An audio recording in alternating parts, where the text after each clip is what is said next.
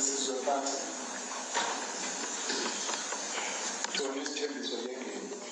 Deputy President, Mkondo Wesizwe. Nelvis Tegema, the President of Azaro. Sinawatambo, National Spokesperson of the EFF. Good afternoon, fellow South Africans. My name is Tato Wamahofoli, Deputy President of the African Maibuye Movement. My name is Tato Uwe, the Secretary General of the Socialist Party of Mzansi. Good evening. My name is President of Africa United Congress. He's the President of the Pan-Africanist Congress of Mozambique.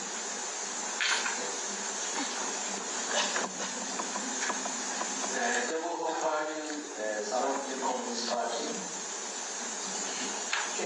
South African Communist Party. Shara, Deputy President of Azaro. Mokale Ikulu, Chairperson of Unemployed People's Assembly. Representing OSA. Mighty Mamule, the National Spokesperson of United African Transformation Unity. Christopher Monkane, the Steering Committee, the Ethnic Committee. Zakene Tene, member of the Steering Committee, Chairperson of the Executive Dear Development, DSG of Act.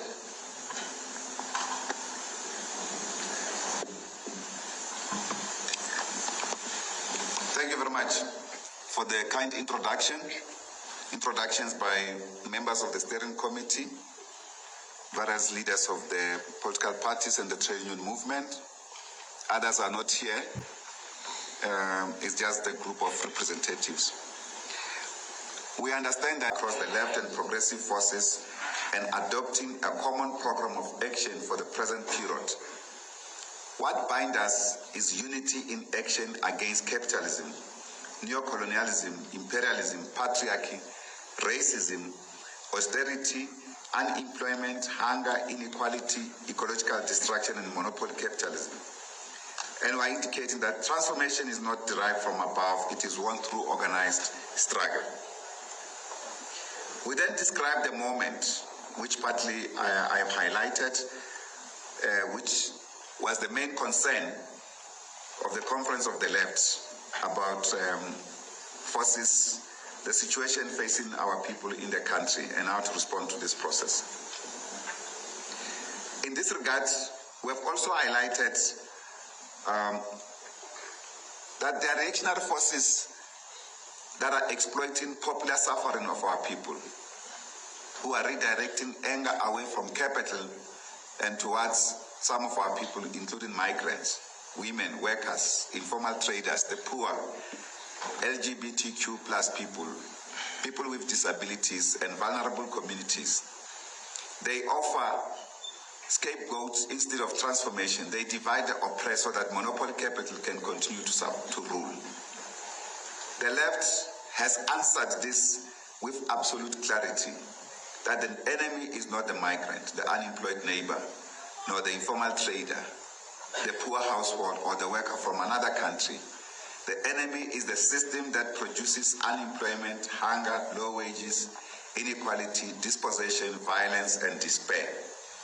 We also appreciate the fact that we condemn illegal migration into our country and call on state institutions to act accordingly. On property relations, state power, working class leadership, and mass action, the conference declared that those who own and control the commanding heights of the economy, which is the fundamental question of our time, must be confronted. That without changing this ownership, there can be no real transformation in South Africa. Without democratic control over production, finance, land, energy, food systems, and public resources, democracy remains incomplete. Therefore, the Conference of the Left commits itself to the expansion of public, social, worker, cooperative, and community ownership of the principal means of production.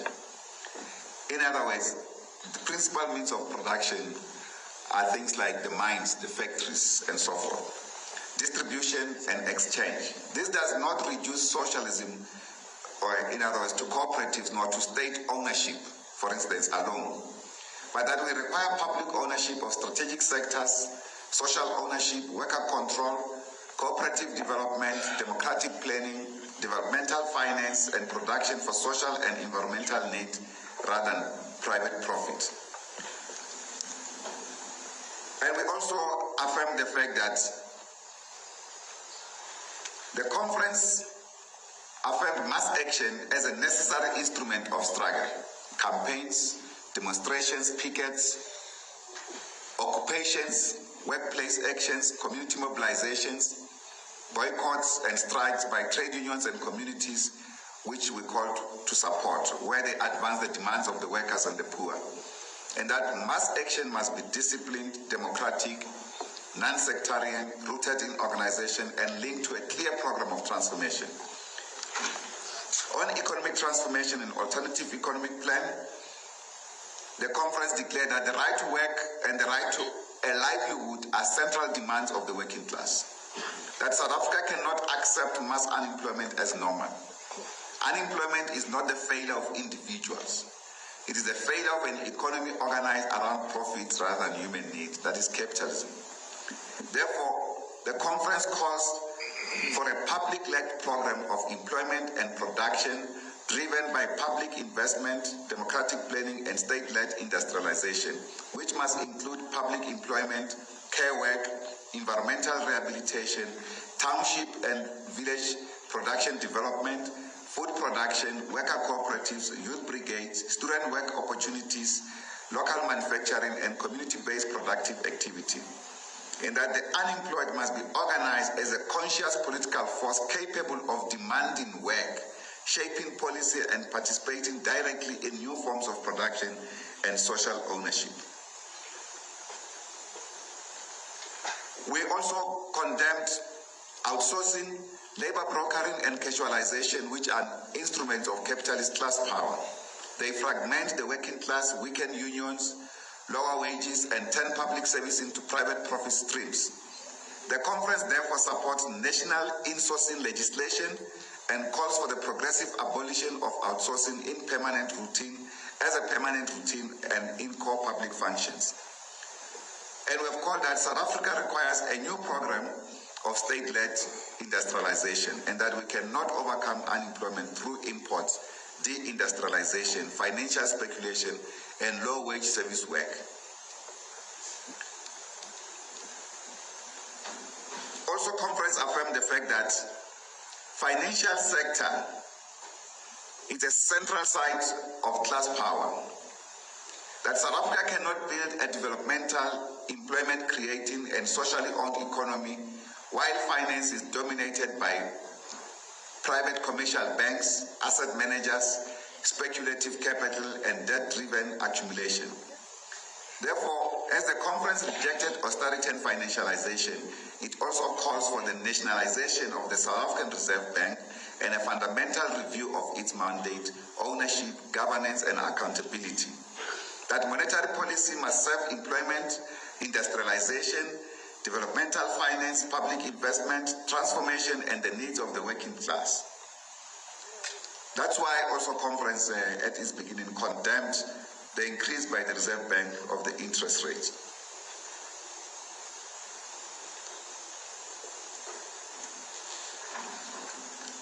Conference also noted and highlighted that South Africa's critical minerals must be used strategically for industrialization, not merely exported as raw materials for foreign corporation and imperialist supply chains.